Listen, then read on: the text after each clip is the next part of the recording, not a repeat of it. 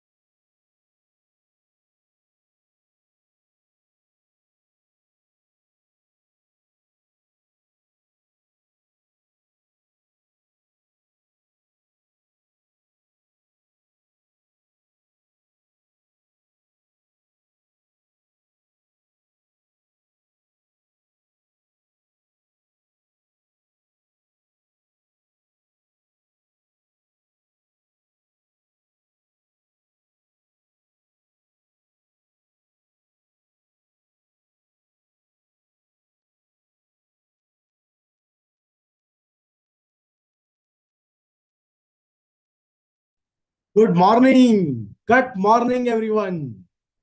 How are you? कैसे हैं आप सब लोग? मुझे पूरा यकीन है कि पिछले 10 दिनों की जर्नी में, मॉर्निंग न्यूट्रिशन की जर्नी में, आप सब लोगों ने अपनी हेल्थ को और ज्यादा बेहतरीन बनाया होगा। और उसकी शुरुआत आपने की होगी अपने मॉर्निंग न्यूट्रिशन से। आपने अपने प्रोटीन, आपके मल्टीविटामिन्स और मिनरल्स, फाइबर और गुड फैट की रिक्वायरमेंट को अपनी सुबह में सम्मिलित कर लिया होगा। आपके ब्रेकफास्ट का एक इंपॉर्टेंट हिस्सा ये सारे मैक्रो और माइक्रो न्यूट्रिएंट होंगे। जैसा कि आपने पिछले 10 दिनों में काफी सारी जानकारी, काफी सारा साइंस, काफी सारी अंडरस्टैंडिंग आपने ली है कि ये सारे मैक्रो और माइक्रो न्यूट्रिएंट हमारे लिए क्यों जरूरी है, इनका क्या रोल होता है हमारे शरीर में। और सबसे इंपॉर्टेंट चीज, इन्हें सबसे अगर आपको लेना है तो सब किस समय लें जिससे कि आपको इससे बेहतरीन रिजल्ट मिले, बेहतरीन यूज हो इन सारे मैक्रो और माइक्रो न्यूट्रिएंट का। और आपको पता है सबसे इंपॉर्टेंट जो रूटीन है वो क्या है? आपका सुबह उठना और सुबह उठ के खाली पेट पानी को पीना, राइट। और जब आप सुबह उठ के पानी पीते हैं तो मैंने अपनी लाइफस्टाइल में, क्योंकि कैसे मैं अपने पानी को भी न्यूट्रिशियस बनाऊं, उसका मैंने अपना एक प्रोसेस इजाद किया हुआ है। तो मैं अपना जो वाटर है, जो फर्स्ट मॉर्निंग वाटर है, उसके अंदर अपने फाइबर को, न्यूट्रलाइट फाइबर को ऐड करके रखता हूँ, सो दैट कि जैसे ही मैं सुबह उठूं मैं सबसे पहले वो पानी पीऊं जो कि ऑलरेडी न्यूट्रिशियस हो चुका है विद द फाइबर। और आपने ये भी देखा जब हमारे सेशंस हुए फाइबर के ऊपर, कार्बोहाइड्रेट में, कि कैसे फाइबर का एक बहुत इंपॉर्टेंट रोल है आपकी गट के हेल्थ को, गट के बैक्टीरिया को हेल्दी बनाने में। क्योंकि फाइबर क्या है? आपके गट के बैक्टीरिया का खाना है। तो बिफोर, जिससे पहले कि मैं अपने आप को कुछ और दूं, मैं इंश्योर करता हूं कि मेरे गट के बैक्टीरियाज को उनका खाना मिल जाए। और उसके बाद ऑफ कोर्स मेरी जो रूटीन है वो शुरू होता है प्रोटीन से, डेली मल्टीविटामिन मल्टी मिनरल से, और हेल्दी फैट ओमेगा के साथ। तो मैं आपसे पानी के ऊपर क्यों चर्चा कर रहा हूं? क्योंकि आज का जो टॉपिक आने वाला है वो उसी इंपॉर्टेंट न्यूट्रिएंट का हिस्सा होने वाला है जो कि हाइड्रेशन है। पर बिफोर हम उस टॉपिक पर जाएं, I would like to invite doctor Shyam Ramakrishnan on the stage. Doctor Shyam Ramakrishnan जो है वो डायरेक्टर हैं इनोवेशन एंड साइंस के इंडिया और साउथ ईस्ट एशिया के। डॉक्टर श्याम की पीएचडी है टेक्सास यूनिवर्सिटी से, और उन्होंने अपना पोस्ट डॉक्टरल फेलोशिप किया हुआ है हार्वर्ड मेडिकल स्कूल से। और रोज सुबह आकर वो हमें इतने शानदार टिप्स देते हैं जिसके लिए कि मुझे लगता है, आई एम श्योर कि हम सब लोग अ, बिल्कुल ईगरली वेट कर रहे होते हैं कि आज क्या नया नॉलेज मिलने वाला है। तो मैं उस नॉलेज के लिए डॉक्टर श्याम को इनवाइट करूंगा। Doctor Shyam, over to you. Thank you Arjun and नमस्कार, गुड मॉर्निंग सबको मेरे तरफ से। अर्जुन, आपके हैबिट सुनकर मैं तो बहुत खुश हो गया। मुझे पता था कि आपका हैबिट्स, मुझे मुझे ये नहीं पता था कि आप फाइबर पानी में डालकर पीते हैं। That's a great idea. मैं तो वो तो शुरू करने वाले अभी। तो मेरा हैबिट्स है सिर्फ गर्म पानी पीना, वो है मेरा फर्स्ट स्टेप। पर लेकिन आपका हैबिट बहुत शानदार है, बहुत पसंद लगा मुझे। थैंक यू अर्जुन जी, आपका इंट्रोडक्शन से। अब माय आज आज है एक वेरी इंपॉर्टेंट टॉपिक, हाइड्रेशन। और हमारे साथ है विवेक पराशर, जो हमें आज हाइड्रेशन के बारे में बताएंगे। लेकिन जरा इंट्रोडक्शन कर दो विवेक का। विवेक है इनोवेशन साइंस के लीडर, एनालिटिकल एनालिटिकल लीडर है। वो कहीं तरह वो बहुत एक्सपीरियंस्ड है फूड टेक्नोलॉजी, फूड एनालिसिस में, सप्लीमेंट एनालिसिस में।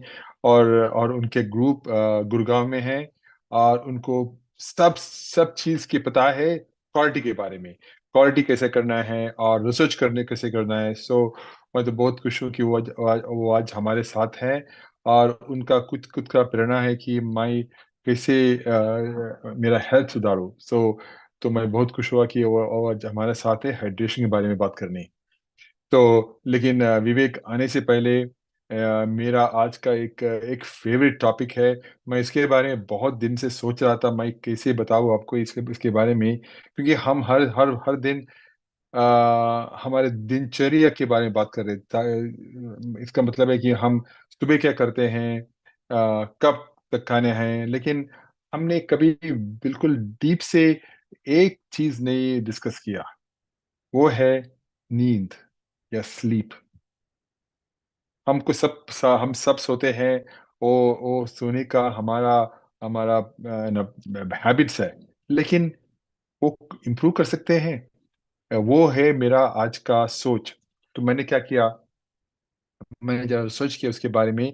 और मुझे क्योंकि स्लीप कितना इम्पोर्टेंट, क्योंकि वो हमारे क्रोनोबायोलॉजी के ऊपर बहुत संबंध, गहरा संबंध है, उनका रिलेशनशिप बहुत स्ट्रांग है।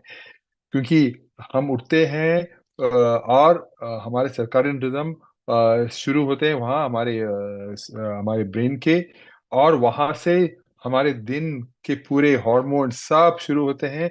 फिर रात को मेलाटोनिन होते हैं और हमें नींद आती है, राइट। तो हमें हमें नींद डिस्टर्ब करने के लिए बहुत चीज है। क्या सब है, हमारा टीवी है, बच्चे हैं, और फिर हमारे फोन्स है। सब हमें नींद से हमारे नींद चुराते हैं, राइट। तो उससे बचने के लिए हम तो स्मार्ट बनना पड़ेगा। लेकिन जरा रूल्स है स्लीप के लिए। मैंने इसके बारे में रिसर्च भी किया, बहुत सारे स्टडीज है स्लीप के ऊपर। तो क्वालिटी स्लीप के प्रोफाउंड इम्पैक्ट पर बात करेंगे। तो पहले रूल है कंसिस्टेंसी। अच्छी नींद एक वाइब्रेंट हेल्थी लाइफ की फाउंडेशन है। तो रिसर्च कहती है कि सही मात्रा में नींद हमारे वेल बीइंग को ट्रांसफॉर्म कर सकते हैं। ओके, पहला रूल है कंसिस्टेंसी। इसका मतलब क्या है, स्टडीज दिखाते हैं कि जो लोग रेगुलर बेड टाइम मेंटेन करते हैं उनकी हेल्थ बेहतर होती है। अभी हम कभी 10 बजे सोते हैं, हम कभी 9 बजे सोते हैं, हम कभी 11 बजे सोते हैं। तो ये स्टडी दिखाते हैं कि अगर आपके बेड टाइम रेगुलर होते हैं, आपका बॉडी, आपका सर्काडियन रिदम बहुत खुश होगा, राइट। क्योंकि ये स्टडीज क्या बताते हैं कि अगर इरेगुलर स्लीप पैटर्न है, हमारा स्लीप पैटर्न हर वक्त हर दिन चेंज होते जा रहे हैं। ये एक एक दो दिन का बात नहीं है, हर हर दिन कुछ ना कुछ रीजन कारण से आज 10 बजे, 6 बजे, 7 बजे, 8 बजे क्या। तो ये इरेगुलर स्लीप क्या है, एक है कि हमारे आर्टरीज जो है जहाँ ब्लड जाते हैं वो हार्ड होते हैं।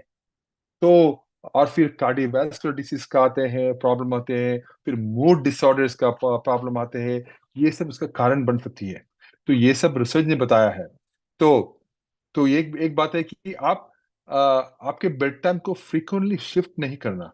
सिर्फ वो हैबिट रखना कि हम अगर अगर 10 बजे सोते हैं, तो हर दिन 10 बजे, 10, साढ़े 10 बजे वही है मेरा सोना है, राइट। तो ये कमिटमेंट करे कि हर रात सिमिलर अमाउंट ऑफ रेस्ट ले। फिर दूसरी बात यह है कि आपके स्लीप एनवायरनमेंट बहुत सारे सारे चीज होते हैं। आपका कितना साउंड आते हैं बाहर से, और फिर डार्कनेस, आपका कर्टन्स टाइट है ताकि बाहर से लाइट ना आए। लेकिन एक चीज बहुत महत्वपूर्ण है, आपका बेड कैसे है, आपके आपके आप कैसे सो बेड का कितने पुराने हैं, कितना नए हैं, वो है इम्पोर्टेंट। तो एक स्टडी दिखाया था कि अगर आपके बेड मीडियम फर्म, मीनिंग ज्यादा हार्ड नहीं, ज्यादा सॉफ्ट भी नहीं, राइट। तो मीडियम फर्म बेड होता तो अगर वो है, तो आपका बॉडी का जो मस्कुलोस्केलेटल पेन है, आपका मसल में जो पेन होते हैं, आपका स्केलेटल सिस्टम में पेन होते हैं, वो इम्प्रूव होते हैं, और आपका स्लीप का क्वालिटी भी इम्प्रूव होते हैं। ये एक स्टडी दिखाया था। तो मैंने सोचा मैं आपको आपसे एक बात करूं। मुझे याद है कि 20 साल पहले या 25 साल पहले मेरे एक दोस्त एक चीज बोला मुझे, मुझे अभी भी याद है, क्योंकि आप आपकी जिंदगी दो चीज में बिताते हैं। एक है बेड, दूसरे है जूते। तो उसने बहुत सही बताया कि हम जिंदगी दो चीज में लेटे रहते हैं, एक है बेड और दूसरे हम चलते रहते हैं, जूते। तो वो दोनों चीज आप अच्छी तरह खरीदो, अच्छी क्वालिटी का खरीदो। ओके, तो वो है दूसरी चीज। तीसरे है रूल है टाइमिंग ऑफ मील्स। आपको पता है मील्स का टाइमिंग क्या है। तो अब क्या और कब खाते हैं ये भी रोल प्ले करते हैं, इसके रोल भी प्ले करते हैं, राइट। तो बेड के जस्ट पहले खाना आपकी नींद डिस्टर्ब कर सकता है। तो अपना आखिरी मील बेड टाइम से कम, ओके, कम से कम 2 घंटे पहले लेने की कोशिश करें। वो है एक एक तीसरा रूल। फोर्थ रूल है, इंटरेस्टिंग रूल है कि कार्बोहाइड्रेट्स आपका डाइट भी बहुत इन्फ्लुएंस करते हैं। और एक एक एक एक 27 स्टडीज, ऑलमोस्ट 20 स्टडीज की ज्यादा स्टडीज दिखाया है कि अच्छी तरह कार्बोहाइड्रेट्स मींस कि उसका मतलब क्या होता है कि कॉम्प्लेक्स कार्बोहाइड्रेट्स हो वो आपके नींद को बहुत अच्छी तरह इम्प्रूव करते हैं।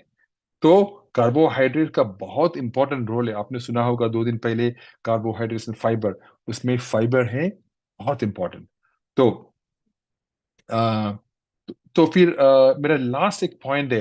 मैं तो बहुत टाइम ले लिया आज। एक पॉइंट है क्योंकि ये पॉइंट बहुत इंपॉर्टेंट है, आपकी उम्र का लंबाई, लॉन्जिविटी, राइट। अभी रिसेंट रिसर्च कहती है कि आपकी स्लीप क्वालिटी आपके जीने की उम्र का एक स्ट्रॉन्ग प्रिडिक्टर है। वो बताते हैं कि आपकी क्वालिटी अच्छी नहीं है, आपकी उम्र ज्यादा नहीं है। आपकी क्वालिटी अच्छी है, आपकी उम्र ज्यादा होगा। साइंटिस्ट ने 1 लाख से ज्यादा 170,000 से ज्यादा लोगों का डेटा रिव्यू किया ताकि समझ सके कि आपके स्लीप बिहेवियर्स और हैबिट्स, सिर्फ कितना सोए नहीं वो नहीं, आपके स्लीप बिहेवियर्स और हैबिट्स आपके हेल्थ, डिसीज रिस्क और लॉन्जिविटी को कैसे अफेक्ट करते हैं, राइट। जो लोग अच्छे स्लीपर्स थे उन्होंने 5 साल ज्यादा जिया। 30% कम चांसेस था कि कोई कुछ रीजन, मरने के कोई रीजन का 30% कम हो गया। और ऑलमोस्ट 20% उनका कम था कार्डियोवैस्कुलर डिसीज के। और फिर 20% कम था उनके कैंसर से मरने के लिए। देखो, ये है स्लीप का इतना इंपॉर्टेंट इम्पैक्ट, राइट। तो मैं ये मेरा सोच खत्म करूंगा आज। इन कंक्लूजन सिर्फ मेरा यही है कि रेगुलर स्लीप पैटर्न्स को प्रायोरिटाइज करें, एक अच्छी मैट्रेस में इन्वेस्ट करें, मील टाइम पर ध्यान दें और एक हेल्थी डाइट मेंटेन करें। बस यही था मेरा सोच टीम। चलिए मिलेंगे अब हमारे प्यारे विवेक से। Vivek, stage is yours. Thank you doctor Shyam and thank you. Good morning आप सभी को। शुभ प्रभात, नमस्ते। डॉक्टर श्याम, आपकी की हुई सारी बातें मॉर्निंग न्यूट्रिशन को साथ लेते हुए अपनी हेल्थ एंड वेलबींग को बेहतर बनाने के हर दिन बताए हुए नुस्खे हम सभी की बहुत मदद करते हैं। Really thank you for all your research और अपने नॉलेज को हम सभी के साथ शेयर करने के लिए। आज मैं आप सभी के साथ एक ऐसे विषय को लेकर आया हूं जिससे आप फेमिलियर तो बहुत हैं, बट शायद उसकी छोटी छोटी बारीकियों को हम जान के भी नजरअंदाज करते हैं। ये विषय है हाइड्रेशन। मुझे अलाउ किया मेरी शेयर करने के लिए कि मैं आपके विजुअल्स के लिए एक प्रेजेंटेशंस भी शेयर कर पाऊँ। Give me a minute.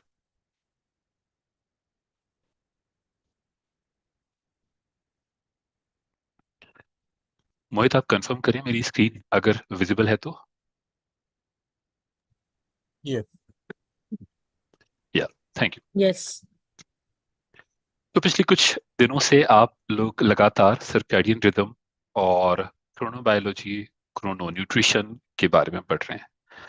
आपने fibre, carbohydrates, protein, fat, micronutrients जिसमें कि विटामिन एंड मिनरल्स आते हैं, उनका रिलेशनशिप, उनका सिंक्रोनाइजेशन भी क्रोनोबायोलॉजी के साथ समझा। इस पूरे डिस्कशंस में हमने पिछले कुछ दिनों में ये जाना कि अगर हम हमारे न्यूट्रिशन को सुबह के वक्त लेते हैं तो दिन में किसी भी और वक्त के मुकाबले उसका एब्जॉर्प्शन बॉडी में ज्यादा होता है।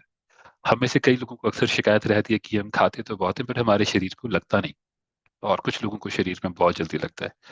खाना कई बार एक सा खाने के बाद भी हम लोगों के शरीर की मेटाबॉलिक रेट अलग अलग होते हैं, और उसमें खाना खाने के टाइम का बड़ा रोल प्ले होता है। इसीलिए बहुत जरूरी है कि हम अपने खाना खाने के टाइम को नियमित रखें, मॉर्निंग न्यूट्रिशन को बरकरार रखें, और सर्काडियन रिदम को रेस्पेक्ट करते हुए उसके साथ एक सिंक्रोनाइजेशन बिल्ड करते चलें। इन सभी में एक और तत्व जिसे आज हम डिस्कस करने वाले हैं वो है हाइड्रेशन। हाइड्रेशन, ओके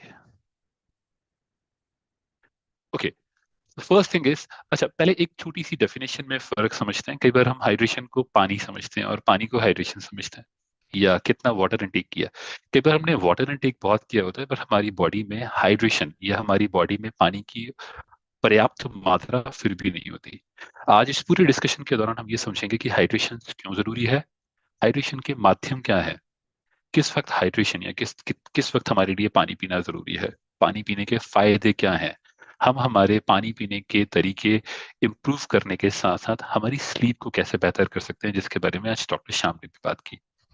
आप अपने पॉइंट्स नोट डाउन करते चलें क्योंकि ये लर्निंग्स आपके बहुत काम आने वाली है। सबसे पहला सवाल मेरा ये है कि आर यू ड्रंक इनफ? क्या आपने पर्याप्त मात्रा में पानी पिया हुआ है? वो लोग जो ड्रंक इनफ से उत्साहित हैं उनको मैं बताना चाहता हूँ कि आपकी इवनिंग पार्टी के बारे में नहीं है, ये है दिन भर आपकी पानी की मात्रा जो आपके शरीर में रहती है। प्लीज अपने चैट बॉक्स में मुझे बताइए, अपने चैट बॉक्स के थ्रू ये बताते रहिए कि क्या आप पर्याप्त मात्रा में पानी पीते रहते हैं। रमेश जी ने बताया यस, बहुत बढ़िया। और अगर मैं बात करूं हर उन लोगों के बारे में, अब्दुल्ला जी ने बताया यस, दुर्गा सर ने बताया yes, okay great, good to see these responses. अच्छा, जब हम बात करते हैं कि हम पर्याप्त मात्रा में कोई काम करते हैं, पर से हम पानी पर्याप्त मात्रा में पीते हैं, या हम पर्याप्त मात्रा में एक्सरसाइज करते हैं, या हम पर्याप्त मात्रा में पढ़ाई करते हैं, इस पर्याप्त की परिभाषा क्या है? आप में से कई लोगों के लिए परिभाषा इतनी होगी, आप में से कई लोगों के लिए इतनी होगी। कोई 20 यूनिट को पर्याप्त मानता होगा, कोई 30 यूनिट को पर्याप्त मानता होगा। तो ये सवाल करना और स्टैंडर्डाइज करना बहुत जरूरी है कि पर्याप्त कितना। इस पर्याप्त को अगर हम देखें, सबसे अगेन सेकंड सवाल मैं आपसे पूछना चाहता हूं कि कितना पानी आपके शरीर में पाया जाता है, आपके शरीर का कितना प्रतिशत भाग पानी से बना हुआ होता है? अपने चैट बॉक्स में प्लीज मुझे बताइए, मैं आपके रिस्पॉन्सेज का वेट कर रहा हूँ। ओके, आपने रंजन जी ने बताया 5 लीटर, ओके, ज्ञान दर्शन जी ने बताया 3 लीटर, गुड। हम सभी के लिए, जैसे हमने समझा, हम सभी के लिए पर्याप्त की परिभाषाएं अलग हो सकती हैं। आज हम पूरी डिस्कशंस के दौरान ये भी समझने की कोशिश करेंगे कि कितना पानी या कितना हाइड्रेशन हमारे शरीर के लिए जरूरी होता है। इसके लिए हम समझते हैं कि हमारे शरीर में पानी शरीर के भिन्न भिन्न अंगों में कितनी मात्रा में पाया जाता है। इन जनरल हम ये कहते हैं कि शरीर में पानी लगभग 60 से 80% तक पाया जाता है, जिसमें अगर हम बॉडी के पार्ट्स को डाइसेक्ट कर रहे हैं तो पाएंगे कि लगभग ब्रेन में 73% अमाउंट में पानी पाया जाता है, हमारे हार्ट में लगभग 73% पानी होता है, लंग्स में सबसे ज्यादा पानी लगभग 83% है, और किडनी में लगभग 79, लगभग 80% के आसपास। हमारा शरीर जिसमें मसल्स एंड बोन्स हैं उनमें पाए जाने वाले पानी की मात्रा लगभग 80% और लगभग 20 से 30% है।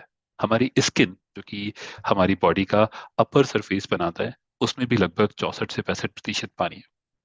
इस पानी की मात्रा का भी शरीर और उम्र के हिसाब से, और इनफैक्ट डेमोग्राफी के हिसाब से, विश्व के अलग अलग हिस्सों में रहने के हिसाब से परिवर्तन आता है। जैसे जब इन्फेंट होते हैं, जब हम इस धरती पे आते हैं, बच्चे होते हैं, तब लगभग हमारे शरीर में पाए जाने वाले पानी की मात्रा 80% होती है, लगभग 78% होती है।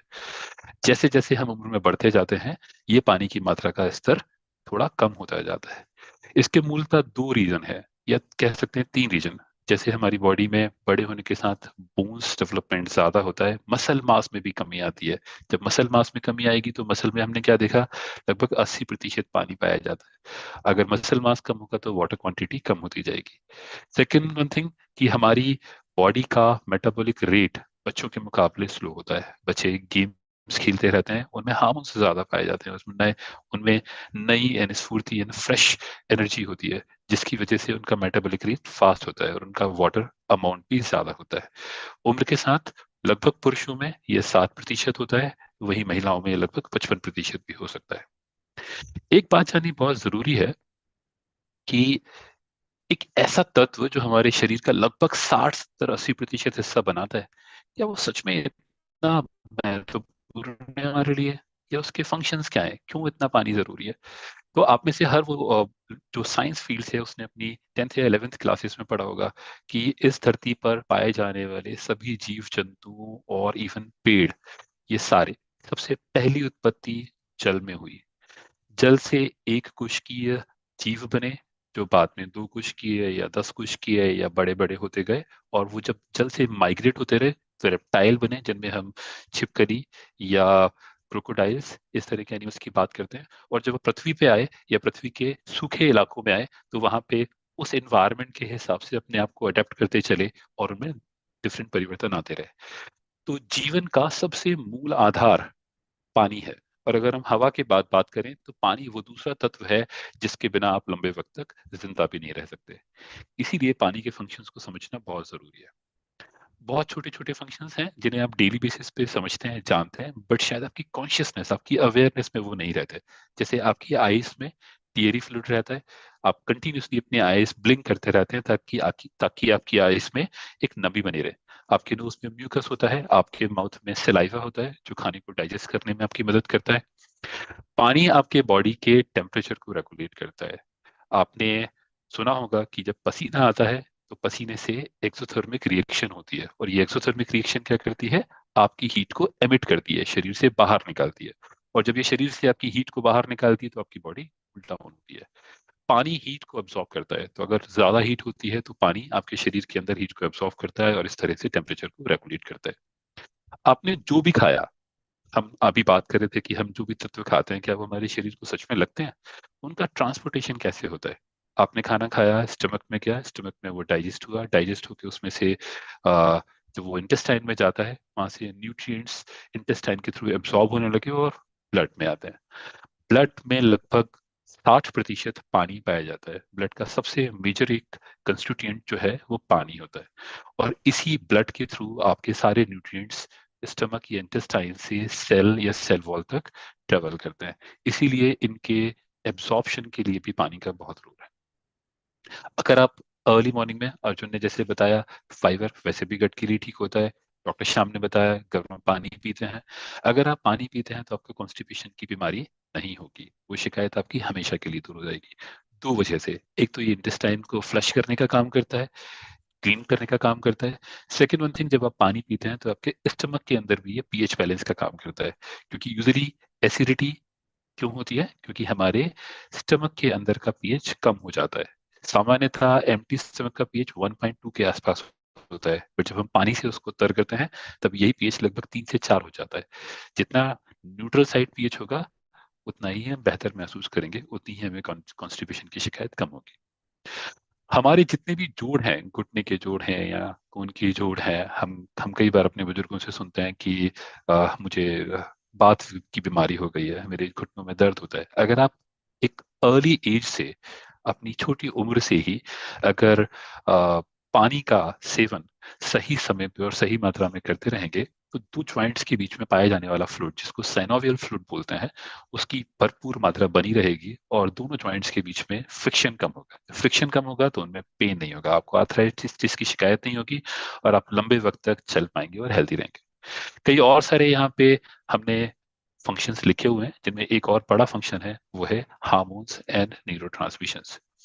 हार्मोन्स जो कि लिक्विड्स होते हैं, ये भी पानी से बने होते हैं। यही हार्मोन्स आपके बॉडी की हर एक एक्टिविटी को रेगुलेट करते हैं। आपकी एक नर्व दूसरी नर्व से जुड़ी होती है, इसीलिए शरीर के किसी भी भाग को छुआ जाए आपके माइंड तक सिग्नल पहुंचते हैं। ये सारे सिग्नल्स न्यूरो के थ्रू पहुंचते हैं। ये न्यूरो बॉडी में कैसे होता है? आप में से जो लोग साइंटिफिक बैकग्राउंड से हैं वो समझते हैं कि हमने बचपन में पढ़ा हुआ है कि एक सोडियम एंड पोटेशियम पंप होता है, जो एक सेल से दूसरी सेल तक अपने कॉन्सेंट्रेशन के थ्रू सिग्नल को पास ऑन करता है। इस पूरी प्रोसेस को जो जहां पे हो रही होती है उस एरिया को हम सिनेप्टिक क्लेफ्ट बोलते हैं। तो न्यूरो में अपनी कॉग्निटिव हेल्थ में भी बहुत काम करता है। अगर आपके न्यूरो ठीक होंगे, कॉग्निटिव हेल्थ ठीक होगी, तो आपके मूड अच्छे होंगे, आप अच्छा महसूस करेंगे अपने आप के बारे में, अपने आसपास के बारे में, अपनी जिंदगी को बेहतर बनाएंगे। तो पानी जिसे आप हर दिन मुफ्त में पी सकते हैं, उसके बड़े फायदे हैं, सिर्फ समझने की जरूरत है। अगली स्लाइड पे चलते हैं, और जैसे हमने इससे पहले वाली स्लाइड में दिखा था कि हमारे शरीर के भिन्न भिन्न भागों में, भिन्न भिन्न अंगों में पानी की मात्रा डिफरेंट होती है। बट अगर हम किसी भी अंग की एक सबसे छोटी यूनिट को देखें तो वो सेल होती है, जिसे हम हिंदी में कोशिका बोलते हैं। अब इस कोशिका को अगर हम बहुत करीब से देखें, तो अगर कोशिका हाइड्रेटेड है, कोशिका में अगर पानी पर्याप्त मात्रा में है, तो होगा क्या, आपका जो मूवमेंट है, अगर आप फर्स्ट वाली देखेंगे हाइड्रेटेड सेल, ब्लू वाली सेल को देखेंगे, तो पाएंगे कि इसमें मूवमेंट जो है इनवर्ड एंड आउटवर्ड दोनों साइड है। क्यों? क्योंकि जैसे आप ये समझ के चलिए कि एक प्रोसेस होती है जिसका नाम होता है ऑस्मोसिस, ये इसमें डिफ्यूजन्स होते हैं। तो आपने ब्लड से जो न्यूट्रिएंट्स सेल वॉल तक पहुंचाए, सेल में उनका एब्जॉर्ब होना बहुत जरूरी है। तो डिफ्यूजन के थ्रू ये एक टर्म कहलाता है semi permeability. Now what is this semi permeability? कि सिलेक्टिव, हर चीज को ये सेल वॉल अंदर नहीं आने देगी। एक सर्टेन रिएक्शन या एंजाइमेटिक रिएक्शन के साथ में सर्टेन मॉलिक्यूलर साइज को ये अपने अंदर आने के लिए अलाउ करेगी। तो अगर आपकी सेल वॉल हाइड्रेटेड होगी, तो आपके जरूरी न्यूट्रिएंट्स शरीर के अंदर या आपकी सेल वॉल के अंदर आ पाएंगे और आपकी सेल को एनर्जी मिलेगी। सिमिलरली अगर हम बात करें हमारे श्वसन तंत्र की या हमारे रेस्पिरेटरी ऑर्गन्स की, तो हमारी फेफड़ों से जाने वाली ऑक्सीजन ब्लड के थ्रू ही सेल तक जाती है, और ऑक्सीजन का भी डिफ्यूजन शरीर के अंदर सेल वॉल के थ्रू ही होता है। तो अगर हमारी सेल हाइड्रेटेड रहेंगी, तो ऑक्सीजन भी ठीक मात्रा में अंदर जाएगी। अच्छा, ये oxygen and nutrients cell wall के अंदर तो आ गए यहाँ पे। अब सेल वॉल के अंदर क्या होता है? उसके अंदर पाया जाता है माइटोकॉन्ड्रिया, जो सेल वॉल के अंदर इन सभी न्यूट्रिएंट्स को यूज करती है एनर्जी प्रोडक्शन के लिए। अब जब एनर्जी प्रोडक्शन होगा, तो कहीं ना कोई बाई प्रोडक्ट भी बनेगा। जैसे ऑक्सीजन के यूज करने के बाद कार्बन डाइऑक्साइड बनता है। तो इसमें बोथ साइड मूवमेंट है, इनवर्ड मूवमेंट जहां पे हमने हेल्थी न्यूट्रिएंट्स को इनसाइड भी लिया, और फिर बाद में हमने एक्सक्रीशन भी किया जहां पे अनहेल्थी चीजें, बाई प्रोडक्ट्स या कार्बन डाइऑक्साइड को सेल वॉल से बाहर निकाला और ब्लड के थ्रू संचालित किया। अब यही चीज समझते हैं हम डिहाइड्रेट सेल के केस में। अब डिहाइड्रेट सेल देखने में बिल्कुल वैसी लगती है जैसे कि हमारे रेजिन्स होते हैं, जैसे किशमिश, बिल्कुल पिचकी हुई, बिल्कुल खराब। उनमें हमने इवन हम हमारे इंग्रेडिएंट्स के बारे में भी कहते हैं कि अगर आप उन्हें गला के या उन्हें अंकुरित करके खाएंगे, तो उनसे ज्यादा फायदा मिलेगा, वो ज्यादा जल्दी बॉडी में एब्जॉर्ब होंगे। क्यों? क्योंकि उनकी सेल वॉल में पानी भर चुका होता है। उनके अंदर सारे न्यूट्रिएंट्स जो डॉर्मेंट स्टेज में पड़े होते हैं, वो एक्टिव हो जाते हैं और आपकी बॉडी को फायदा पहुंचाते हैं। अगर पानी कम होगा हमारी सेल वॉल्स में, तो क्या होगा, हम सिर्फ जैसे किशमिश को पानी में डालते हैं, तो सिर्फ वो पानी को एब्जॉर्ब करती रहती है लंबे वक्त तक। तो डिहाइड्रेटेड सेल बहुत लंबे वक्त तक सिर्फ बाहर से पानी और न्यूट्रिएंट्स को एब्जॉर्ब करते रहेंगे, उनका टू वे ट्रांसमिशन नहीं होगा, टू वे ट्रांसफर नहीं होगा। तो हम हमारी बॉडी से बहुत सारी गंदगियां बाहर नहीं निकाल पाएंगे। इस सिचुएशंस में हम कमजोर महसूस करेंगे, बुरा महसूस करेंगे, हमारे मूड भी खराब होंगे, हमारा मेटाबॉलिक रेट भी खराब होगा, और हमारी ओवरऑल परफॉर्मेंस खराब होती है। इसीलिए पानी का जरूरी होना, या पानी का एक निश्चित मात्रा में हमारे शरीर में होना बहुत जरूरी है।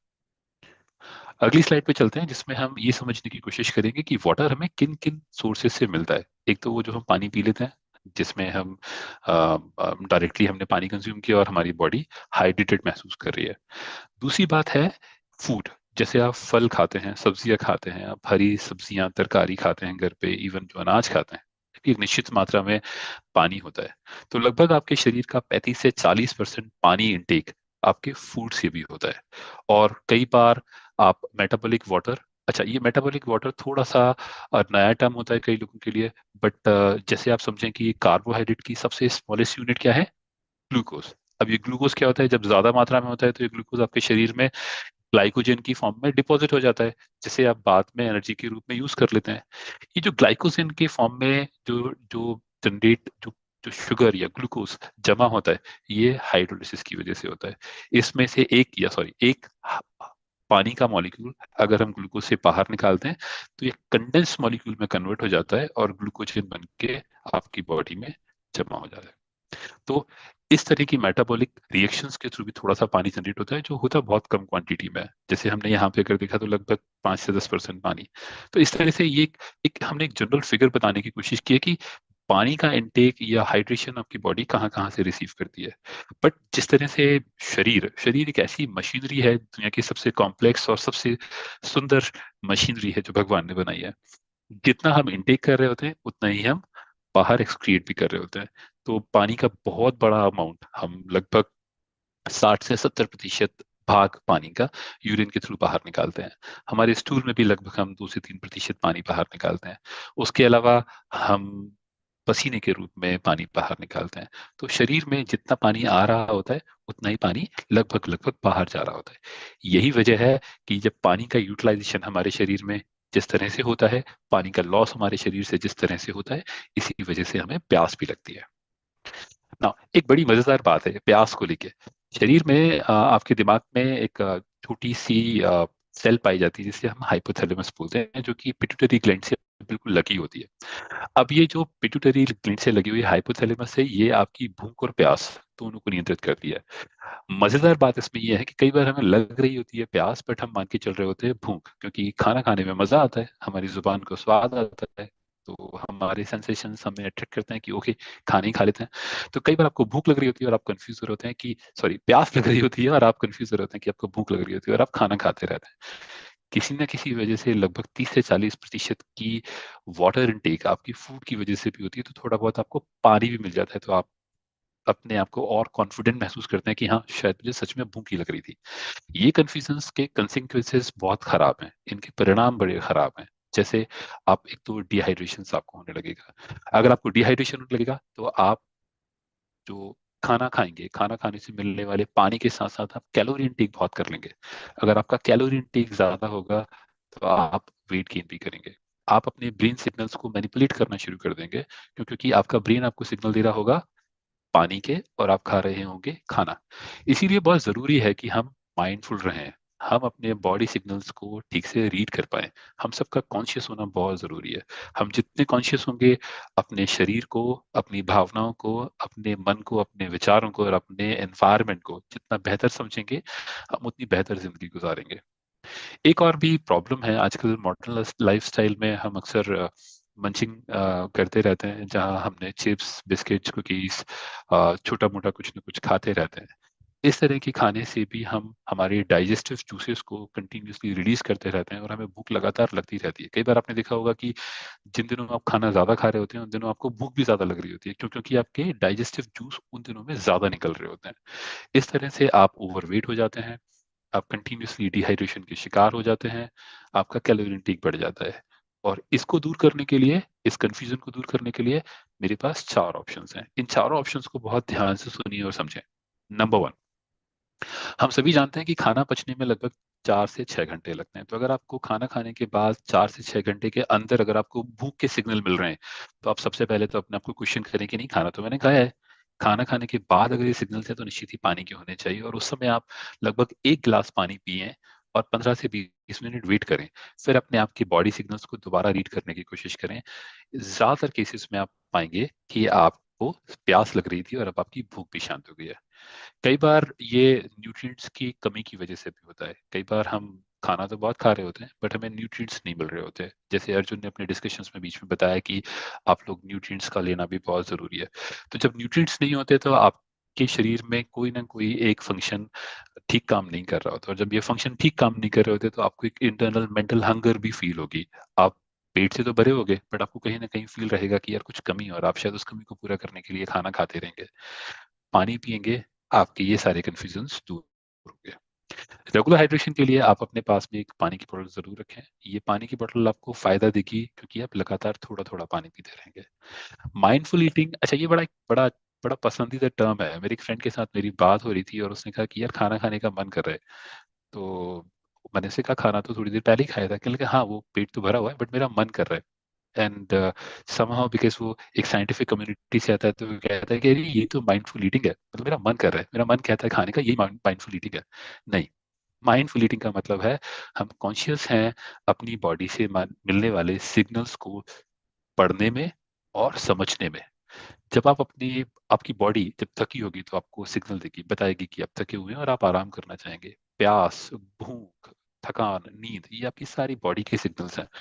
आप अपनी बॉडी के सिग्नल्स को ठीक से पढ़िए, अपने आप को डिस्ट्रैक्शन से बचाइए और ध्यान दीजिए कि आपकी ज़रूरतें क्या हैं। एक बड़ा अच्छा एक और एग्जाम्पल है, जब मैं कॉलेज के वक्त में या स्कूल के वक्त में मैं एनसीसी में हुआ करता था, उस समय इतने सेशंस नहीं होते थे, हमें इतनी अवेयरनेस भी नहीं थी, बट उस समय हमें हमारे सेशंस के दौरान या हमारी ड्रिल के दौरान ये बताया गया कि बड़ा अच्छा तरीका है पानी। यूजुअली लोग मानते हैं कि 8 से 10 ग्लास पानी पीना चाहिए, बट उसमें बताया गया कि आप अपने यूरिन करते वक्त अपने यूरिन के कलर को देख लें। अगर वो कलर आपका येलो आ रहा है तो आप पानी कम पी रहे हैं। अगर आपकी यूरिन का कलर पेल येलो या वाइट है तो आप पानी पर्याप्त मात्रा में पी रहे हैं। तो कुछ छोटे छोटे सिग्नल्स हैं, आप अपने आप को रीड करते चलें, ये आपकी काफी मदद करेंगे ये जानने में कि सच में आप भूखे हैं या प्यासे। अच्छा, अब अभी हमने थोड़ी देर पहले बात की कि पानी कितना। तो एक इंस्टीट्यूट जो कि हैदराबाद में है जिसका नाम है नेशनल इंस्टीट्यूट ऑफ न्यूट्रिशन, ये भारत के आरडीएस रिकमेंडेड डेली अलाउंसेस को डिफाइन करता है। किसी भी प्रोडक्ट, चाहे वो अनाज हो, दालें हों, या कुक्ड फूड हो या वाटर हो, उन सभी की न्यूट्रिटिव वैल्यूज क्या होती हैं, उनकी एनालिसिस करके स्टैंडर्ड एस्टेब्लिश करता है। तो एनआईएन की रिपोर्ट के हिसाब से वो कहता है कि लगभग 8 से 12 ग्लास पानी हमें पीना चाहिए। ये एक जनरल स्टेटमेंट है जो पूरी इंडियन पॉपुलेशन के लिए दिया गया है, बट इसमें भी और फर्दर कैटेगराइजेशन हो सकते हैं। जैसे आपकी बॉडी के 1 किलो, अगर 1 किलो की बॉडी है तो लगभग आपको 32 से 58 ml चाहिए। ऐसे मोटा मोटा अगर हम राउंड फिगर करें तो 30 से 60 ml के आसपास पानी चाहिए। मतलब अगर आपका वजन 100 किलो है तो आपको लगभग 3 लीटर से लेके 6 लीटर तक की पानी की जरूरत है। एवरेजिंग भी करें तो लगभग 4.5 से 5 लीटर पानी आपको पीना चाहिए। विमेंस के लिए यही क्राइटेरिया लगभग 27 to 52 है। राइट।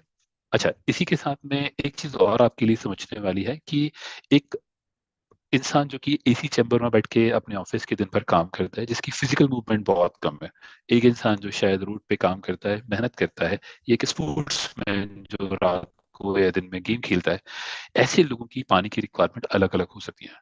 तो जब हम बात करेंगे 8 से 12 ग्लास पानी की, ये मिनिमम रिक्वायरमेंट है। लगभग इतना पानी, लगभग 2 से 3 लीटर पानी आपको पीना ही है। इसके अलावा आप अपने सिग्नल्स, जैसे हमने माइंडफुल रीडिंग या माइंडफुल ईटिंग की बात की, या हमने बात की अपने यूरिन कलर से चेक करने की, उस तरह के इंडिकेटर्स के थ्रू आप ये इवेल्युएट करते चलें कि आपको और पानी की जरूरत तो नहीं है।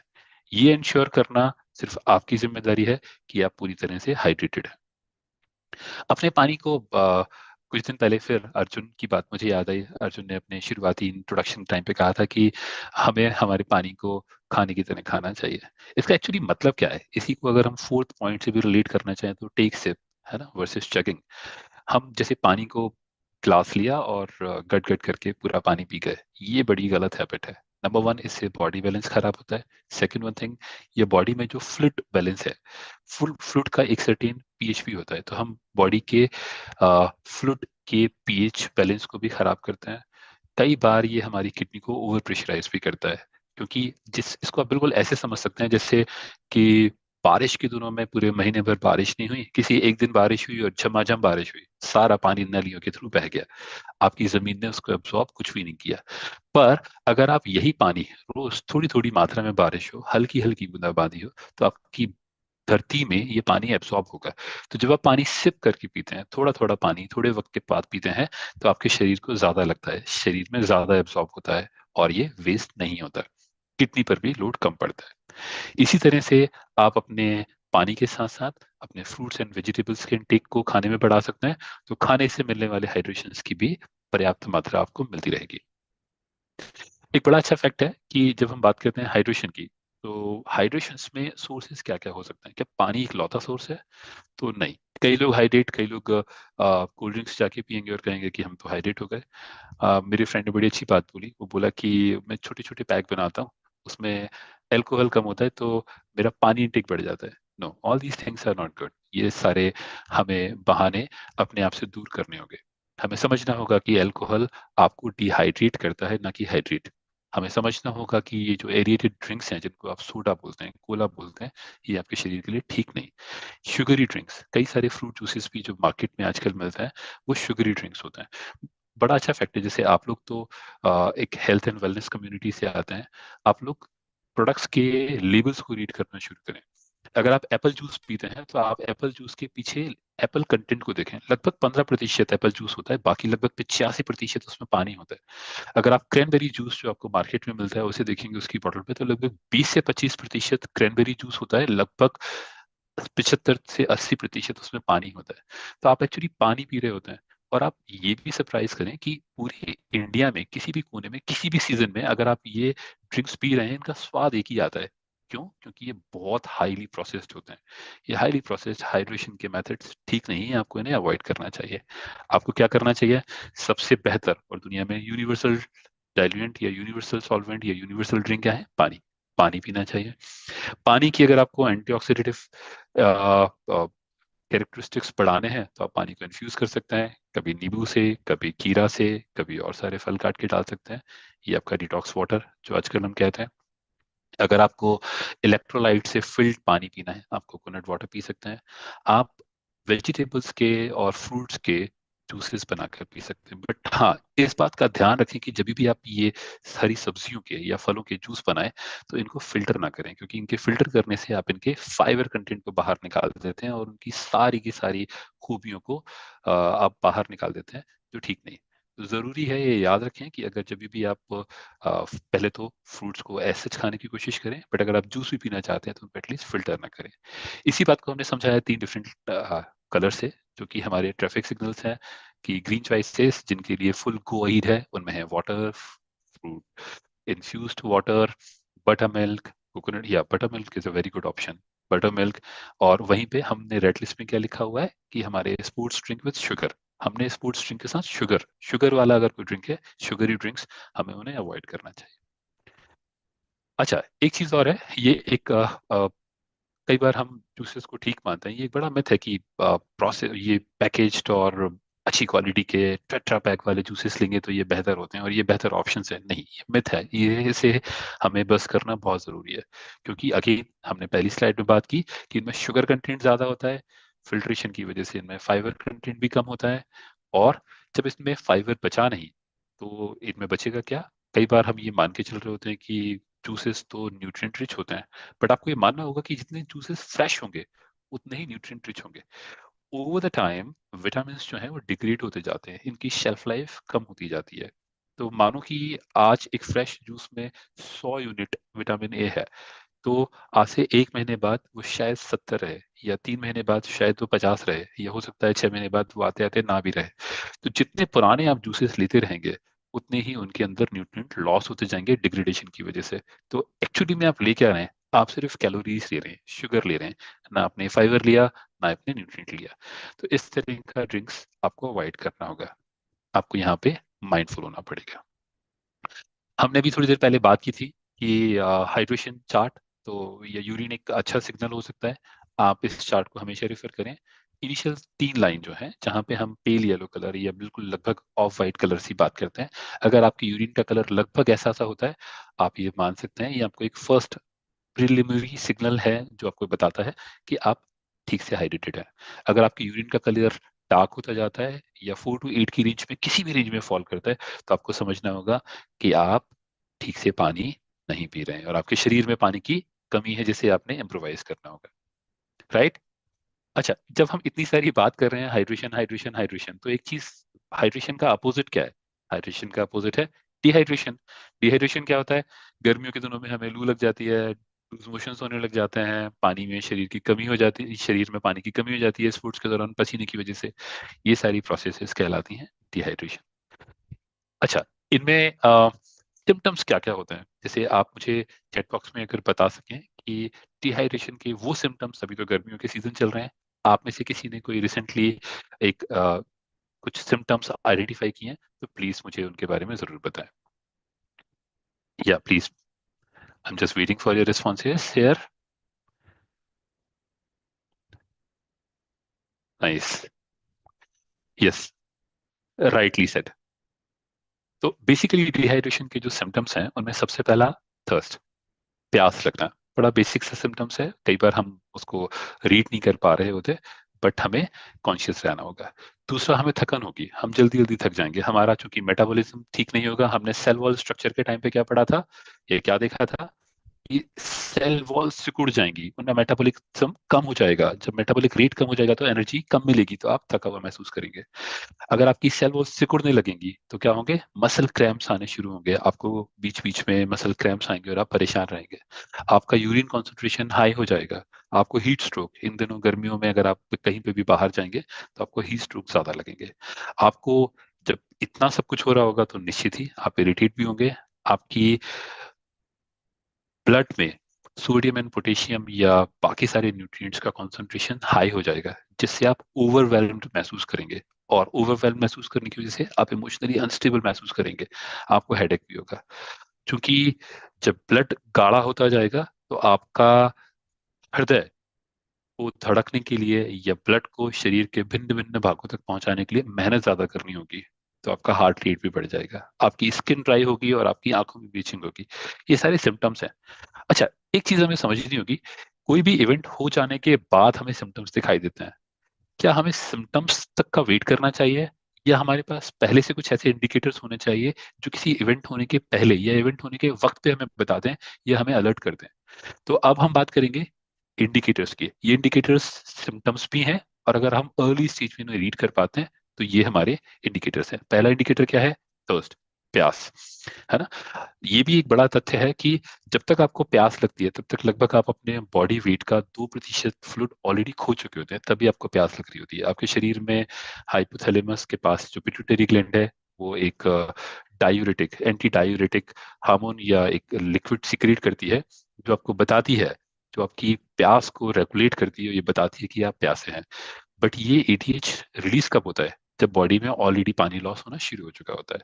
तो आपने बहुत जरूरी है इस बात को समझना कि ये इंडिकेटर्स एंड सिम्टम्स आपको बहुत लेट बताते हैं। इंडिकेटर्स फिर भी काफी अर्ली ऑन, अगर हम कंपैरिजन करें सिम्टम से, तो काफी अर्ली ऑन आपको अवेयर करते हैं। आपको हल्की सी थकान और पसीना, ये आपको अवेयर करते हैं, आपको जगाते हैं कि आपके शरीर में पानी की कमी हो रही है, आप इस पानी की कमी की पूर्ति को जल्दी से जल्दी पूरा करें। अच्छा, हाँ, अब तक हमने बात की कि पानी हमें क्यों जरूरी है, हाइड्रेशन और पानी में क्या रिलेशन है। हमने सेल वॉल का स्ट्रक्चर देखा, पानी के भिन्न भिन्न भागों में वाटर कंटेंट कितना होता है वो देखा। हमारे सोर्सेस क्या हो सकते हैं, कहाँ से हम अपने आप को हाइड्रेट कर सकते हैं, डिहाइड्रेशन क्या होता है, डिहाइड्रेशन के नुकसान क्या होते हैं। बट अब तक हमने शायद ये नहीं पढ़ा कि पानी को, when do you think we should drink water.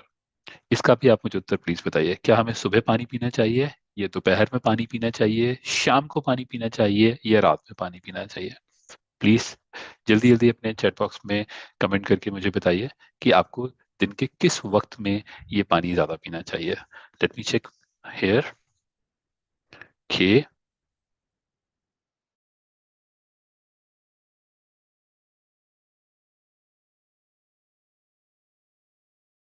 दिन में पी सकते हैं, या हमें पानी दिन भर पीना चाहिए, हमें से कई लोगों ने ये भी कमेंट किया हुआ है।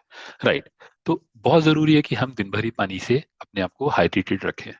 बट अगर हम पानी सुबह पीते हैं, इसका की जिक्र हमारे आयुर्वेदा में भी किया है, इसे हम उषा पान बोलते हैं। उषा मीन्स जब दिन की पहली किरण या सूर्य की सुबह सुबह जो पहली किरण आती है उनको हम उषा बोलते हैं। पान मीन्स जल पान, जल का पान, पान मीन्स खाना। तो जब हम सुबह पहली किरण के साथ पानी पीते हैं तो उसके कई सारे फायदे हैं। इसीलिए ये बताया गया है कि खाना खाने के लगभग 30 मिनट पहले ये, और खाना खाने के बाद लगभग 1 घंटे बाद तक हमें पानी नहीं पीना चाहिए, और हमारा पहला पानी जो है सुबह पीना चाहिए। जब हम सुबह सुबह पानी पीते हैं तो ये हमारी पूरी रात भर के जमा हुए टॉक्सिन्स हमारी शरीर से बाहर निकालने में मदद करता है, हमारी डाइजेशन को इम्प्रूव करता है, हमारी सेल वॉल को एनरिच करता है और मेटाबॉलिज्म को फास्ट करता है, जिससे हमारे शरीर में हमें एनर्जेटिक महसूस होता है और हमारे दिन की शुरुआत पूरे जोश खरोश के साथ होती है। इसी तथ्य को अगर हम बात समझना चाहें, यही तीनों बातें यहाँ पे अलग अलग तरह से लिखी हुई हैं, जिनमें हम बात करते हैं कि जैसे इंसान के शरीर में बेसिकली हम मानते हैं कि 5 तत्व होते हैं, या जैसे अग्नि, वायु, धरती, आकाश। ये जो सारे तत्व हैं, इन्हीं तत्वों के कॉम्बिनेशन से बनता है वत, पित्त एंड काफ। वत, वात, पित्त एंड कफा। कफा मीन्स म्यूकस, कफा बॉडी के लिक्विड्स जो होते हैं, जो कि जल और धरती के कॉम्बिनेशन से बनते हैं। पित्त जो कि अग्नि एंड वायु के कॉम्बिनेशन से बनता है। जहां वायु होती है और वायु के साथ आकाश होता है, वहां वाता ज्यादा होता है। आपने सुना होगा कि बुजुर्गों में एक शिकायत, अगेन हमने पहले भी बात की थी, कि बुजुर्गों में जॉइंट्स में पेन होने लगता है, उनकी बॉडी में मसल्स पेन ज्यादा होता है, और तो कहते हैं कि वो बाय आ गई, तो लगभग उनके शरीर में वायु की अधिकता हो गई है। यंग बच्चों में जो 18-19 साल के, 20 साल के, 14-15 साल के होते हैं, जिनमें हार्मोनल चेंजेस थोड़े ज्यादा हो रहे होते हैं, उनमें पित्त की मात्रा ज्यादा हो जाती है, और इस पित्त की मात्रा से उनमें कई बार उनको, उनकी स्किन पे आपको रैशेस दिखाई देंगे, स्किन पे पिंपल्स ज्यादा दिखाई देंगे, उनमें क्रोध ज्यादा होगा, गुस्सा ज्यादा होगा, जोश ज्यादा होगा। जो बच्चे होते हैं, छोटे बच्चे, इन्फेंट्स जो होते हैं, उनमें कफा ज्यादा होता है, उनमें म्यूकस ज्यादा होता है, बॉडी लिक्विड ज्यादा होते हैं, इसीलिए उनकी स्किन काफी ग्लोइंग होती है, काफी सॉफ्ट होते हैं, काफी सुंदर होते हैं, और काफी लुभावने होते हैं। तो ये अलग अलग जो कैरेक्टरिस्टिक्स हैं, अलग अलग दोषास हैं, ये आपकी बॉडी में अलग तरह के सिम्टम्स देते हैं। किसी भी एक तरह के सिम्टम्स का हावी हो जाना आपके शरीर के लिए ठीक नहीं, आपके पूरी ओवरऑल हेल्थ के लिए ठीक नहीं। तो अगर आप सुबह के वक्त पानी पीते हैं, तो ये तीनों दोष को रिमूव करता है। इन तीनों में एक हार्मनी, एक सिंक्रोनाइजेशन बिल्ड करता है। ये सिंक्रोनाइजेशन आपकी ओवरऑल वेलबींग के लिए ठीक होता है। जठर अग्नि, जिसे हम कहते हैं पेट की आग, जो कि खाना पचाने में मदद करती है, अगर आपने सुबह अर्ली मॉर्निंग पानी लिया हुआ है, तो ये आपके डाइजेस्टिव सिस्टम को इम्प्रूव करता है, जठर अग्नि को बढ़ाता है। जो भी आप खाना खाते हैं, वो इजीली डाइजेस्ट होता है, और आपके शरीर को पूरी तरह से लगता है। पूरी रात भर के जमा हुए टॉक्सिन्स, क्योंकि रात भर हम जब इनएक्टिव होते हैं, तो बॉडी में कई सारी मैकेनिज्म चलते रहते हैं, और उनके टॉक्सिन्स धीरे धीरे धीरे धीरे बॉडी में डिपॉजिट होते रहते हैं। जब हम अर्ली मॉर्निंग में पानी पीते हैं, तो ये पानी हमारे टॉक्सिन्स को एलिमिनेट करने में, हमें रिफ्रेश करने में, हमें बेहतर महसूस करने में हमारी हेल्प करता है। इन्हीं आयुर्वेदिक तथ्यों को, या इन्हीं आयुर्वेद के सिद्धांतों को आजकल मॉडर्न स्टडीज ने भी प्रूव किया हुआ है। तो एक 2003 में स्टडी की गई, बॉशमैन एंड स्टिनगर ने की। उन्होंने ये बताया कि अगर आप लगभग 500 ml, लगभग आधा लीटर पानी सुबह खाली पेट उठते ही अगर पिए, तो ये आपके शरीर के मेटाबॉलिक रेट को लगभग 30% बढ़ा देता है। अब आप खुद सोचिए, जो एनर्जी आज आप इस वक्त महसूस कर रहे हैं, लगभग इसमें 30% का इजाफा हो जाए, तो आप क्या कुछ नहीं कर सकते। आप अपनी दिनचर्या को बेहतर बना सकते हैं, आपके मूड हैप्पी होंगे, आप अपनी हैप्पीनेस को इंक्रीज कर सकते हैं, आप अपनी पर्सनल एंड फैमिली लाइफ को ठीक कर सकते हैं, आप अपने काम को बेहतर मैनेज कर सकते हैं। और अगर आप बाकी अपने सराउंड के सारे लोगों के मुकाबले बेहतर फंक्शन करेंगे, तो आप तरक्की की राह पे भी जाएंगे। एक और स्टडी है जिसने डिटॉक्सिफिकेशन या बॉडी को रिफ्रेश करने के बारे में आयुर्वेदा को समर्थन दिया, जो 2010 में की गई, पॉपकिंस ने। उन्होंने ये बताया कि सर्काडियन रिदम से इसका बहुत रिलेशनशिप है। तो जहां बॉडी, पूरी की पूरी बॉडी सुबह सूर्य की किरणों के साथ अपने आप को दिन के लिए तैयार कर रही होती है, उस समय अगर आप अपनी बॉडी में न्यूट्रिएंट्स के साथ अगर पानी की मात्रा को बढ़ाएं, तो ये आपके कॉर्टिसोल को भी ऑप्टिमाइज करता है। कॉर्टिसोल एक ऐसा हार्मोन होता है जो स्ट्रेस को मैनेज करने में काम करता है, और सुबह के वक्त इसकी वैल्यू लगभग 10 ppm के आसपास होती है। 10 पार्ट पर मिलियन आपके शरीर में ये पाया जाता है। तो सुबह के वक्त आप फ्रेश महसूस करते हैं, कॉर्टिसोल को ये रेगुलेट करता है, आपको फ्लश करता है, और आपकी बॉडी को और आपके मन को बेहतर महसूस कराता है। एक और बहुत अच्छी स्टडी है, ये आप में से वो सभी लोग जो अपने मॉर्निंग न्यूट्रिशन के दौरान एक वेट रिडक्शन का कमिटमेंट लेके आए हैं, ये शायद उनके लिए भी बड़ी फायदेमंद बात है। आप खाने के लगभग 30 मिनट पहले अगर आप 500 ml पानी ब्रेकफास्ट के दौरान, ये ब्रेकफास्ट से 30 मिनट पहले, लंच से 30 मिनट पहले, और डिनर से 30 मिनट पहले अगर आप लेते हैं, और ये लगातार अगर आप 8 वीक तक करते हैं, तो आपके बीएमआई को इम्प्रूव करता है, आपके बॉडी वेट को घटाता है, आपके विसरल फैट को कम करता है, और आपकी ओवरऑल एपेटाइट को रेगुलेट करके उसे ऑप्टिमाइज करता है। कम होगी तो उसे बढ़ाता है, और ज्यादा होगी तो उसे कम करके एक नियमित जोन में लाकर रखता है। तो आपकी ओवरऑल एपेटाइट एंड डाइजेशन को इम्प्रूव करता है। इन्हीं तीन सिद्धांतों के साथ हम हाइड्रेशन का सर्कैडियन रिदम के साथ भी एक रिलेशनशिप दोबारा से समझते हैं।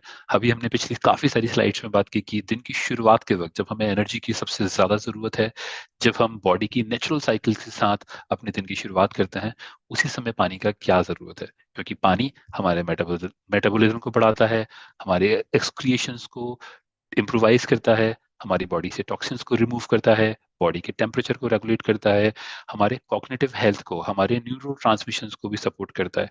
तो अगर हमारा न्यूरो ट्रांसमिशन ठीक होगा, हमारा डाइजेशन ठीक होगा, हम एनर्जेटिक रहेंगे इन द मॉर्निंग, तो ये हमारी पूरी दिन भर की साइकिल को ठीक रखता है। और जब हम दिन भर एनर्जिक रहेंगे, काम करेंगे, मेहनत करेंगे, तो शाम को हम सुकून के साथ सो पाएंगे। क्योंकि हमारा, कई बार हम शरीर तो थका होता है बट हमारा मन हमारा साथ नहीं दे रहा होता, हमारे दिमाग में कई सारे ख्याल चल रहे होते हैं। क्योंकि जब आप प्यासे होते हैं, जब आपके शरीर में पानी की कमी होती है, जब आपके शरीर में तत्वों का कॉन्सेंट्रेशन ज्यादा होता है ब्लड में, तो आपका क्या होता है, आप ओवरवेल्म महसूस करते हो। हमने पहले भी बात की, आप जब ओवरवेल्म महसूस करते हो तो कई सारे इमोशंस और कई सारे ख्याल आपको पीछे से सराउंड करते रहेंगे, जिनकी वजह से आप सोना तो चाहोगे बट आप सो नहीं पाओगे।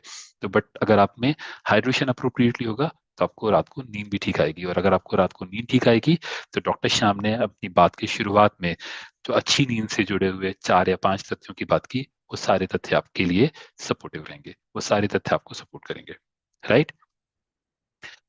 यही बात हम दोबारा से एक और स्टडी के थ्रू इसको इसको वैलिडेट करते हैं, वेरीफाई करते हैं। जो स्टडी की गई बेंटन एंड यंग ने, इन्होंने भी बताया कि अगर आप स्लीप बेहतर करना चाहते हैं तो अपने अपने आप को हाइड्रेट करना होगा दिन के दौरान।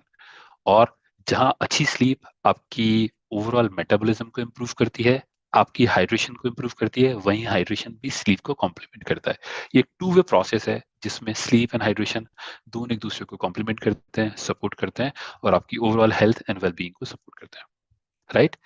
तो कुछ मेरी तरफ से टिप्स हैं। ये स्लाइड हम एंड करने से पहले मैं आपको बताना चाहता हूँ इस पूरी प्रेजेंटेशन या उस पूरी डिस्कशंस की कुछ समरीज, कि ऐसी कौन सी चीजें हैं जो हमें हाइड्रेट करने में हेल्प कर सकती हैं। सबसे पहली चीज, हम दिन भर पानी पीते रहें, थोड़ा थोड़ा पानी पीते रहें, एक साथ ना पिए, सिप कर करके थोड़ा थोड़ा पीते रहें। आप ये पी सकें इसीलिए आप अपने पास एक पानी की बोतल जरूर रखें, ताकि जब भी आपको लगे आप पानी थोड़ा सा पी सकते हैं। आप पानी के साथ साथ healthy options like fruit juices with fibre, उनसे फाइबर ना निकला हो, या मिल्क या बटर मिल्क, इस तरह के या फ्रूट्स, ये भी आप यूज कर सकते हैं अपने आप को हाइड्रेटेड रखने के लिए, राइट। आप खाने के साथ में, आप खाना खाने के एटलीस्ट 30 मिनट पहले से पानी पीना बंद कर दें, और खाना खाने के बाद लगभग 1 घंटे बाद तक आप पानी ना पिए। और आप अपनी यूरिन और उसके कलर को धीरे धीरे लगातार दिन के दौरान चेक करते रहें। अच्छा, अब मेरी कुछ कुछ मेरी भी आपसे उम्मीद है। मैं इस पूरे डिस्कशंस के बाद ये चाहता हूं कि आप मुझे एटलीस्ट एक या दो ऐसे की टेक अवेज बताएं जिन्हें आज से आप अपनी जिंदगी में शामिल करेंगे, आज से आप अपनी जिंदगी में उन्हें अपना लेंगे। प्लीज चैट बॉक्स में आप अपनी साइड से मुझे लिख के बताइए कि ऐसे क्या की टेक अवेज हैं जो आप अपनी जिंदगी में आज से पूरी तरह से फॉलो करेंगे। या प्लीज, मैं वेट कर रहा हूँ आपके कमेंट्स का, राइट। मैं भी आपकी हेल्प करता हूँ इसमें। तो कुछ मैंने आपके लिए 5 की टेक अवे पॉइंट्स लिखे हुए हैं। Water reading, right, Badri ji ने लिखा है water reading. Okay, Pankaj ji लिखते हैं drink sip sip, sip by sip. Okay, Arun ji लिखते हैं taking water throughout the day. Ankit ji लिखते हैं regular drinking water. Okay, Santoshi ji लिखते हैं कि मॉर्निंग में लगभग 500 ml पानी। वेरी गुड, वेरी नाइस, बहुत अच्छे कमेंट्स हैं। मेरी तरफ से ये 5 की टेक अवे पॉइंट्स हैं जिन्हें आप नोट कर सकते हैं। जैसे सबसे पहली चीज, आप अपने दिन की शुरुआत पानी से करें। आप अपने पानी के रेगुलर इंटेक को बनाए रखने के लिए पानी की बोतल अपने साथ रखें, और दिन में सिप सिप करके, एक सिप बाई सिप, थोड़ा थोड़ा पानी पीते रहें। खाना खाने के 30 मिनट और 1 आवर के बीच में वो पानी का गैप रखें। शुगरी ड्रिंक्स, एल्कोहल्स और प्रोसेस्ड लिक्विड्स को आप अवॉइड करें, और आप अपने पानी को खाने की तरह, जैसे खाने में आप पूरा आराम से चबा चबा कर आधे घंटे सुकून से खाना खाते हैं, वैसे ही आप पानी को भी बिल्कुल स्वाद ले लेके पिए। सच में, अगर आप पानी को आराम से सिप बाई सिप पियेंगे, आंख बंद करके महसूस करके देखें, पानी में आपको बड़ा स्वाद आएगा। तो आप अपने पानी को लगभग खाने की तरह इस्तेमाल करें। इसी के साथ आज के दिन की ये एक बहुत, इस सेशन के अंत में एक बहुत अच्छी प्रैक्टिस जो फॉलो की जाती है, जिसमें हम हर दिन एक नई आदत सीखते हैं। आदतें हमारे लाइफ की डेली मैकेनिज्म को ऑटोमेट करती हैं। ये ऑटोमेशन हमें बहुत सपोर्ट करता है। तो अभी आपके लिए मेरी साइड से ये 3 आदतें हैं जो मैं आपको बताना चाहता हूँ। जैसे start and finish your day with a glass of water. आप रात में भी पानी पिएं और दिन में सुबह की शुरुआत आप पानी से करें। ये एक नई आदत जो आपने बिल्ड करनी है। दूसरी आदत आपने करनी है माइंडफुल हाइड्रेशन। आप कॉन्शियस रहें, अवेयर रहें, आप अपने शरीर के और अपने मन के और मस्तिष्क के सिग्नल्स को रीड करते चलें। तीसरी बात कि आप अपने पानी की क्वांटिटी कितनी कंज्यूम कर रहे हैं उसका एक ट्रैक रिकॉर्ड बना के जरूर रखें। इसी के साथ में हम हमारे शाइन मंत्रास को एक बार फिर से रिव्यू करते हैं। हमारे शाइन मंत्रास क्या कहते हैं? हमारा शाइन मंत्र कहता है start every day with gratitude and optimism. आप इस धरती पे हैं, ईश्वर का शुक्रिया अदा करें, अपने पूर्वजों का, अपने गुरुओं का, अपने कुल का, इस ब्रह्मांड का, पंच तत्वों का, सूर्य का, अग्नि का, अपने भोजन का, सबका शुक्रिया अदा करें। भगवान से कहें कि ये जिंदगी देने के लिए मैं आपका शुक्रगुजार हूँ। आप अपने आप का ध्यान रखने के लिए, अपने परिवार के लिए, अपने समाज के लिए और देश के कल्याण के लिए अपने आप को बेहतर न्यूट्रिशन दें। आप एक इंटेंशंस जो आज के आपके ऑब्जेक्टिव्स हैं, आज के आपके मकसद हैं, उनको क्लियरली डिफाइन करें। अगर आप विजुलाइज कर सकते हैं आंख बंद करके तो करें। आप ये भी देखने की कोशिश करें कि आप उनको कैसे एग्जीक्यूट करेंगे। अगर इसमें आपको शुरुआत में परेशानी होती है तो आप अपनी डायरी में भी ये पॉइंट्स कैप्चर कर सकते हैं। जो लोग मेडिटेट करते हैं उनके लिए बड़ा आसान है, वो अपने पूरे दिन को विजुलाइज करके, अपने आप को विजुलाइज करके ये देख सकते हैं, ये बता सकते हैं कि वो अपने दिन को कैसे गुजारने वाले हैं, और ये आपको बहुत हेल्प करता है। हर दिन एक नई चीज जरूर सीखें। आज आपने एक नई चीज सीखी हाइड्रेशन के बारे में, इसी तरह से हर दिन, चाहे आप पढ़ाई के थ्रू या लोगों से मिलकर या एक ऐसी कम्युनिटी जो अच्छे कामों में इन्वॉल्व है, उनकी बातों से, उनके साथ एक्सपीरियंस करके हर दिन जिंदगी में एक नई चीज जरूर सीखें। 30 मिनट जरूर अपने आप को बेहतर बनाने में लगाएं। और हर दिन एक्सरसाइज जरूर करें। पिछले कुछ दिनों में किसी ने बताया कि अगर हमारी आत्मा हमारा भगवान है तो शरीर हमारा मंदिर है, और हमारे मंदिर को बेहतर रखने के लिए हमें उसकी सफाई करनी बहुत जरूरी है। तो हर दिन लगभग 30 मिनट तक हम एक्सरसाइज जरूर करें। इसी के साथ मैं आज अब आपके सामने शेयर करूंगा रेसिपी ऑफ द डे। आज अच्छी अच्छी बात यह है कि आज हमारे पास एक रेसिपी नहीं है, आज हमारे पास दो दो रेसिपीज है। Just give me a moment.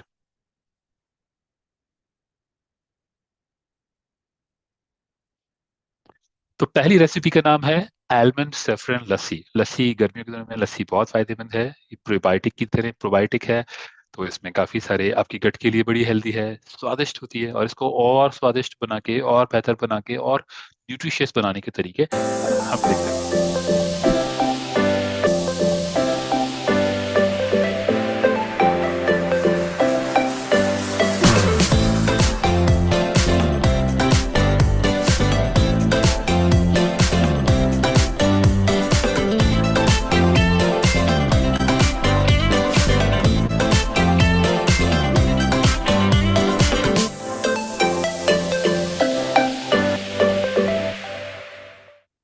Here we go, here we go. So lassi आपकी पहली ड्रिंक। और आज के लिए एक गुजराती डिश जिसमें कि न्यूट्रिशन का तड़का लगा हुआ है, जिसे हम थेपला बोलते हैं, जो कि आपके पराठे का बहुत बेहतर सब्स्टिट्यूट हो सकता है, वो रेसिपी देखेंगे। Here we go.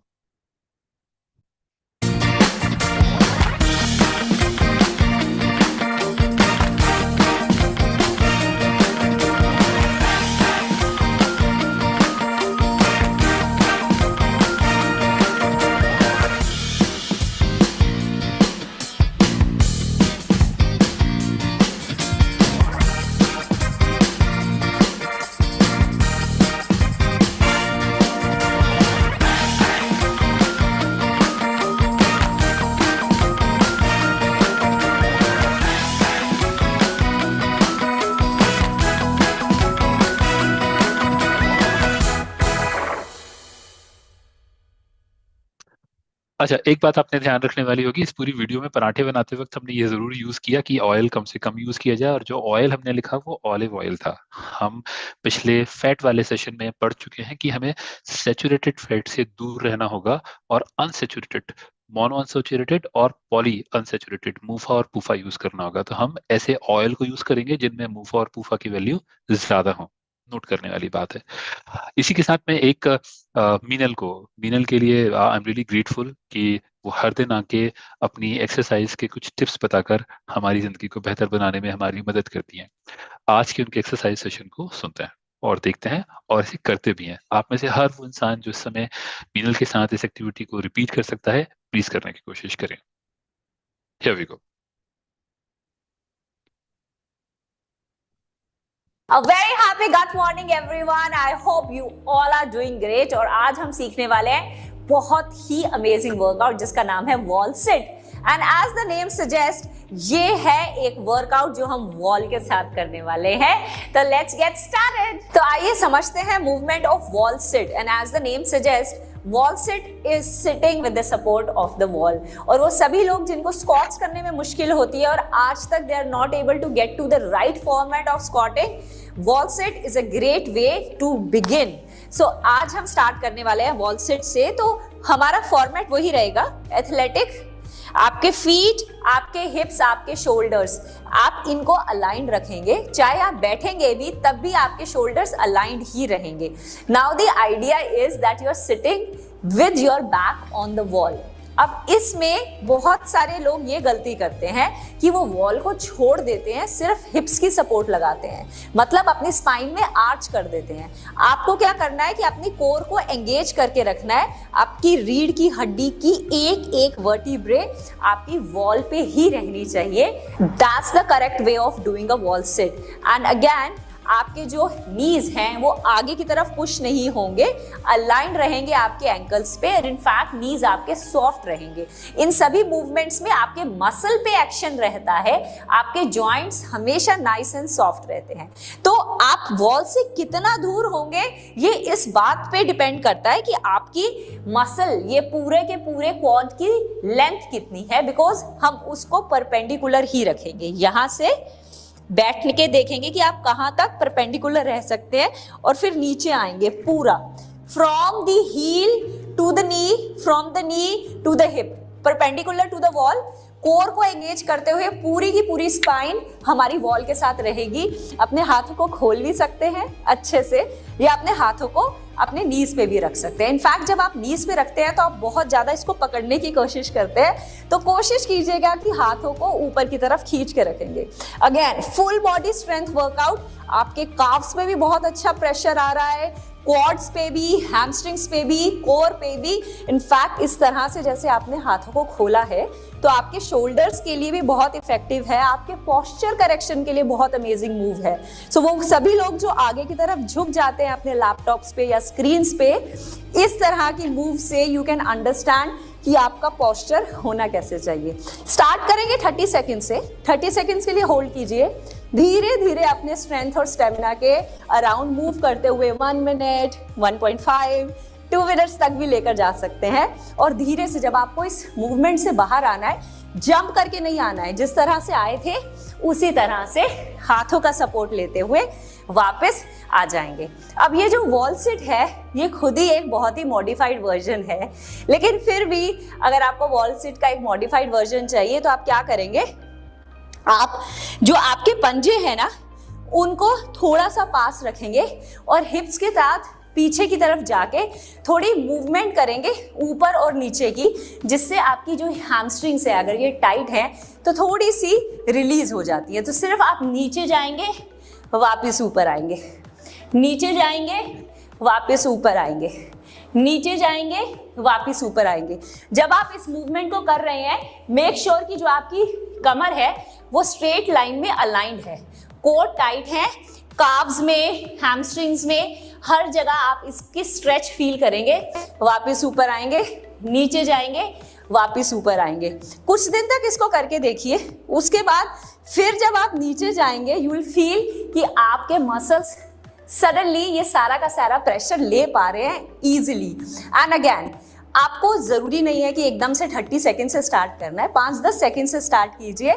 कोर को खींच के रखिएगा, ये एक बेसिक टिप है। अगर ये खींचा हुआ अंदर की तरफ स्क्वीज नहीं है तो इस तरह से होल्ड करना बहुत मुश्किल हो सकता है। एंड यस, ट्राई टू सी आप इसको कितना लंबा होल्ड कर सकते हैं and challenge yourself every day. मतलब अगर किसी दिन आपने 30 सेकेंड होल्ड किया है, maybe after a week 1 minute and then after another week 1 minute 10 seconds 15 seconds, और इस तरह से अपनी स्ट्रेंथ और अपनी एंड्योरेंस को इंप्रूव करेंगे। तो कैसा लगा आपको हमारा ये अमेजिंग वर्कआउट, जिसके लिए आपको कोई इक्विपमेंट नहीं चाहिए, इनफैक्ट सिर्फ एक बॉल चाहिए और आप इसकी प्रैक्टिस डेली कर सकते हैं और अपनी पूरी बॉडी की स्ट्रेंथ इंक्रीज कर सकते हैं। So keep rocking everyone.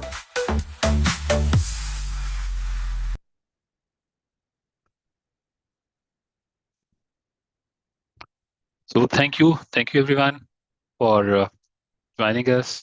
आप सबका दिन शुभ हो। धन्यवाद।